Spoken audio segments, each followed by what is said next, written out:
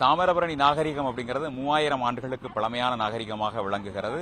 இந்த நாகரிகத்தின் இதை மக்கள் தெரிந்து கொள்ளும் வகையில் தூத்துக்குடி மாவட்டம் ஆதிச்சநல்லூர், சிவகலை, கொர்க்கை உள்ளிட்ட பகுதிகளில் அங்கேயே எடுக்கப்படக்கூடிய அந்த அகழாய்வு பொருட்களை அங்கேயே இருக்கக்கூடிய மியூசியங்கள் அமைத்து, அந்த அருங்காட்சியகங்கள் அமைத்து அங்கேயே வைத்திருக்கிறார். ஆதிச்சநல்லூர் பகுதியில் இந்த பகுதியில் ஆன்சைட் மியூசியம் ஒன்று மத்திய தொல்லியல் துறையினால் பணிகள் அதனை மத்திய நிதித்துறை அமைச்சர் நிர்மலா சீதாராமன் கடந்த ஆண்டு தொடங்கி வைத்தார். இதனை ஏராளமானவர்கள் உள்ளூர் மக்கள் மட்டுமல்லாது வெளியூர்களிலிருந்து வெளிநாடுகளிலிருந்து வரக்கூடிய மக்களும் பார்த்து சென்றார்கள். தற்போது வரைக்கும் அந்த ஆன்சைட் அருங்காட்சியகங்கிறது மக்களை கவருவதாக அமைந்திருக்கிறது. ஒரு பகுதியில் அந்த பகுதியிலேயே எடுக்கப்பட்ட பொருட்கள் அங்கேயே மேலே கண்ணாடி போடப்பட்டு மேலிருந்து பார்க்கக்கூடிய அளவில் அமைக்கப்பட்டிருக்கிறது.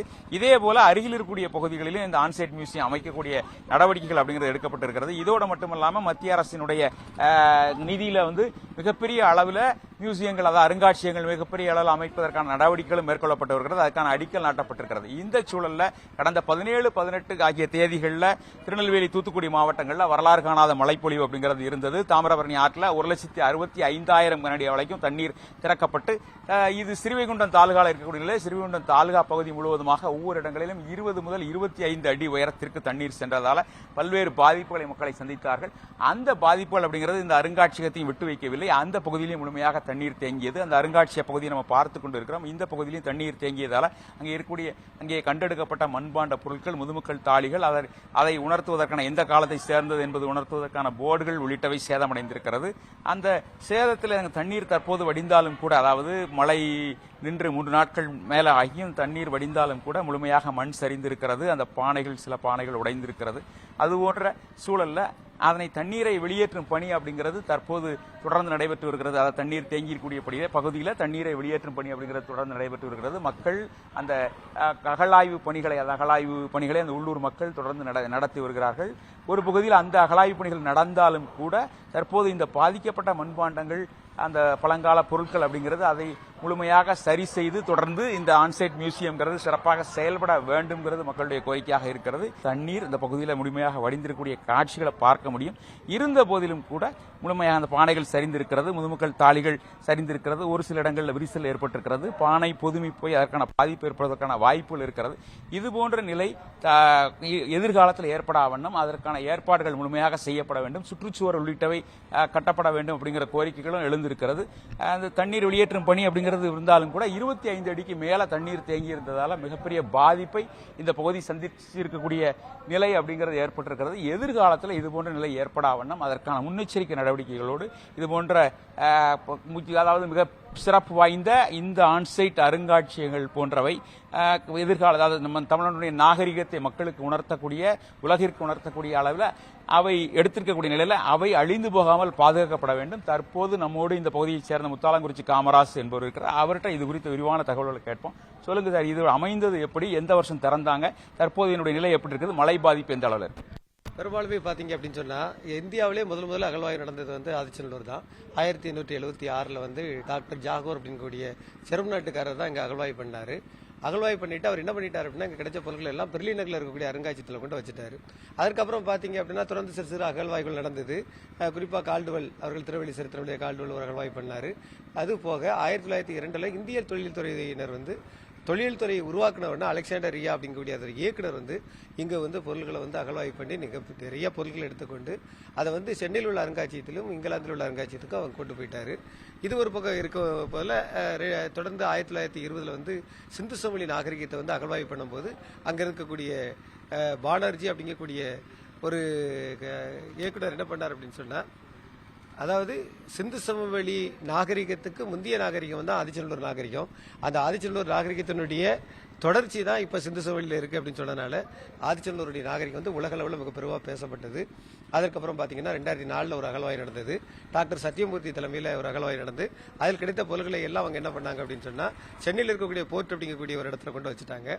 இப்படி இருக்கும்போது தொடர்ந்து நிறைய போராட்டங்களுக்கு மத்தியில், நிறைய கோரிக்கைகள் மத்தியில் மீண்டும் அகழ்வாய்வு துவங்கியது. இங்கே ஒரு சைட் மியூசியம் அமைக்கணும் அப்படின்னு சொல்லி நம்ம கேட்டுக்கிட்டு இருந்தோம். மாநில அரசும் இங்கே 2 முறை அகழ்வாய்வு பண்ணி அந்த பாஸ்கர் அப்படிங்கிறடைய அகழ்வாய்வு இயக்குனர் தலைமையில் நடந்த அந்த பொருட்களையும் சேகரிக்கப்பட்டிருக்கு.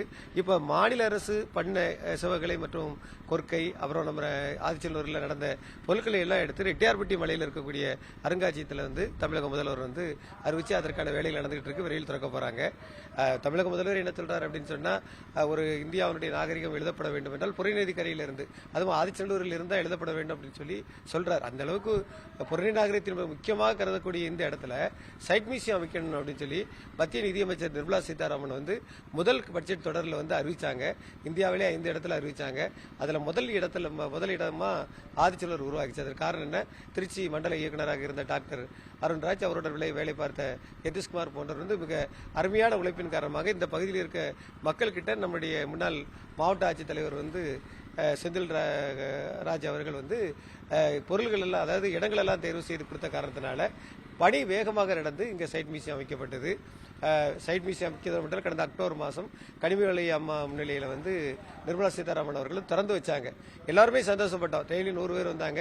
பிறகு 1000 பேர் வர ஆரம்பிச்சாங்க. முதல்ல பக்கத்தில் நெல்லை, கன்னியாகுமரி மாவட்டம், அப்புறம் தென்காசி மாவட்டத்திலிருந்து வந்தவங்க இப்போ பார்த்தீங்க அப்படின்னு சொன்னா வெளி மாவட்டம், வெளி மாநிலங்கள்லாம் வர ஆரம்பிச்சிட்டாங்க. இது காலையில் வந்து 8 மணிலிருந்து 5 மணி வரைக்கும் திறக்கப்பட்டது.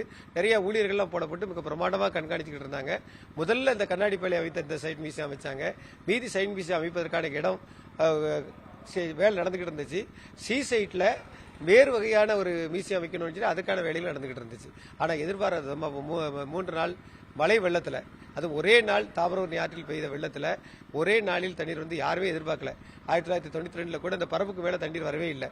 ஆனா குளங்கள் எல்லாம் உடைந்த காரணத்தினால இன்றைக்கு வந்து இந்த ரோட்டு மட்டத்தில் இருந்து 25 அடிக்கு மேல தண்ணீர் இருந்த காரணத்தினால இந்த சைட் மியூசியமே முங்கிட்டு நம்ம வந்து தோண்டுவதற்கு தினமும் உட்கார்ந்து யோசனை பண்ணி தோண்டுவதற்காக 1 சென்டிமீட்டர் 2 சென்டிமீட்டர் தோண்டியதை ஒரே நாளில் 10-20 சென்டிமீட்டர் வந்து, அதாவது சென்டிமீட்டர்னு சொல்ல முடியாது, பல மீட்டர்களை வந்து தண்ணீரை வந்து முதுமக்கள் தாலி எல்லாத்தையுமே அந்த சைட் மியூசியத்திலிருந்து எடுத்து போட்டாங்க. இப்போ வந்து தண்ணீரை வந்து உடனே அதை எடுத்து அதை வெளியே விட்டு அதை வந்து சேகரிக்கிறக்காண்டி பணியாளர்கள் வந்திருக்கிறாங்க.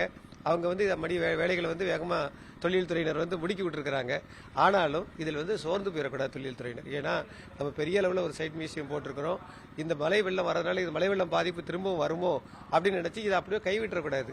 நீங்க வந்து இதை வந்து சுற்றுப்புற சுவர் அமைச்சு இதற்குள்ள வெள்ளம் வராத அளவுக்கு பாதுகாத்து அதற்கான நிதிகளை பெற்று இந்த வேலைகளை செய்து மீதி இருக்க இடத்துலயும் சைட் மியூசியம் அமைச்சு, சி சைட்லயும் விரைவில் சைட் மியூசியம் அமைச்சு நமக்கு ஏற்கனவே அடிக்கல் நாட்டப்பட்ட அந்த அருங்காட்சியகத்தை திறந்து வெளிநாட்டில் இருக்கக்கூடிய பொருள்களை எல்லாம் கொண்டு வந்து இங்கே காட்சிப்படுத்த வேண்டும் அப்படிங்கறதுதான் எங்களுடைய ஆசை. அதை நிச்சயம் நிறைவேற்றி வைப்பார்கள் என்று நம்புகிறோம். நிச்சயமாக. அதாவது இந்த ஆன்சைட் மியூசியம் அப்படிங்கிறது ஏற்கனவே அமைக்கப்பட்டிருக்கிறது. அருகில் உள்ள பகுதிகளில் ஆன்சைட் மியூசியம் அமைக்கும் பணி அப்படிங்கிறது நடைபெற்று வருவதாக சொல்லியிருக்காங்க. அதோடு மட்டும் இல்லாமல் சி சைட்லையும் ஆன்சைட் மியூசியம், அந்த மியூசியங்கிறது அமைக்கப்பட வேண்டும். அதோட மத்திய அரசு சொல்லிய மிகப்பெரிய உலகத்தரத்திலான அந்த அருங்காட்சியகம் அப்படிங்கிறது விரைவில் அதற்கான பணிகளை துவங்க வேண்டும். தற்போது அந்த மழை வெள்ள பாதிப்பு ஏற்படாமல் அந்த ஆன்சைட் மியூசியம் மட்டுமல்ல, இந்த புதிதாக அமைக்கப்பட இருக்கக்கூடிய பிரம்மாண்டமான அந்த மியூசியமும் மழை வெள்ள பாதிப்புகள் ஏற்படாத அளவில் அமைக்க வேண்டும் அப்படிங்கிறது தான் அந்த பகுதி மக்களின் கோரிக்கையாக இருக்கிறது.